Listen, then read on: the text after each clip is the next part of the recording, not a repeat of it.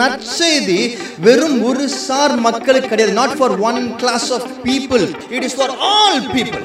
எல்லாருக்கும் நம்மள மத்தவங்க லைஃப்ல ஒரு ஏஞ்சலாக வச்சிருக்காங்க.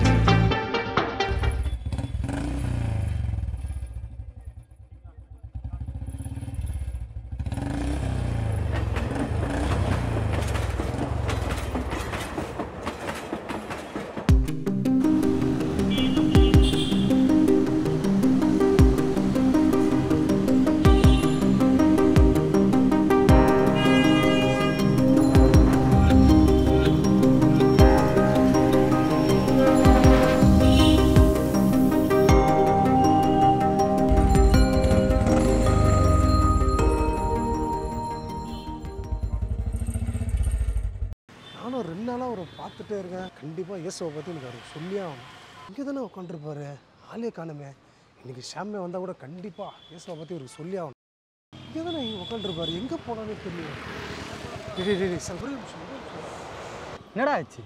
டேய் சாம், இங்கே 2 நாளாக ஒருத்தர் உட்காந்துட்டு இருந்தாரா, அவருக்கு இயேசுவை பற்றி நான் சொல்லணும்னு நினச்சேன்டா சாம். டேய் தெரியலடா சார்.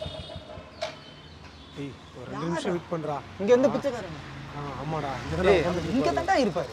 அதான்டா நானும் பார்க்குறேன், ஆளே காணும்டா, எங்கே போனாருன்னு தெரியலடா சார். ஏய் பாருடா, நீ பார்த்து சொல்லிட்டு வா.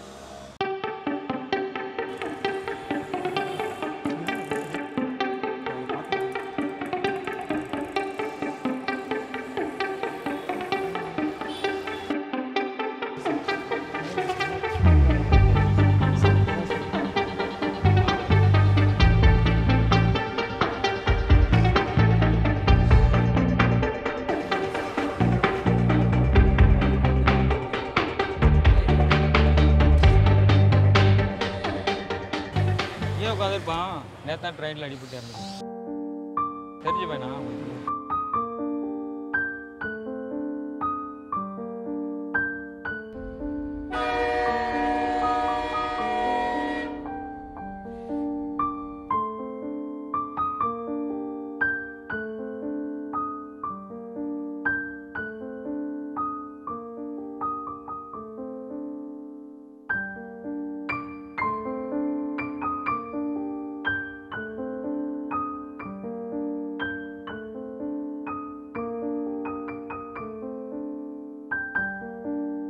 எங்கேயோ யாருக்கோ சுவிசேஷம் அறிவிக்க அனுப்பப்பட்ட தேவ தூதர்களாகவே நாம் இங்கே உலாவிக் கொண்டிருக்கிறோம். பிச்சைக்காரன், பைத்தியக்காரன், இவங்களுக்கு இது புரியாது, அவங்களுக்கு அது புரியாதுன்னு சின்னவங்க பெரியவங்கன்னு பார்க்காத, நமக்கு உள்ளேருந்து தோணும் போதே ஏசப்பாவோட அன்பை, நற்செய்தியை அவங்களுக்கு சொல்லிடுங்க. டைம் இல்லை, வெக்கமாக இருக்குது, அசிங்கமாக இருக்குன்னு நாட்களை கடத்தி ஆத்துமாக்களை இழந்துடாதீங்க. 2 தீமோத்தேயு 4:2 சமயம் வாய்த்தாலும் வாய்க்காவிட்டாலும் ஜாக்கிரதையாய் திருவசனத்தை பிரசங்கம் பண்ணுன்னு சொல்லி வேதம் நமக்கு எச்சரிக்குது. நம்மள மத்தவங்க லைஃப்ல ஒரு ஏஞ்சலாக வச்சிருக்காங்க. மத்தவங்களுக்கு குட் நியூஸ் கொண்டு போகணும், மத்தவங்களுக்கு உதவி செய்யணும், அவங்க வாழ்க்கையை மாத்தணும், அவங்களை ப்ரொடெக்ட் பண்ணணும். இந்த பைபிள்ல பார்க்குற ஏஞ்சல்ஸ்லாம் என்ன செஞ்சாங்களோ அதெல்லாம் இன்னைக்கு நம்ம செய்யணும்.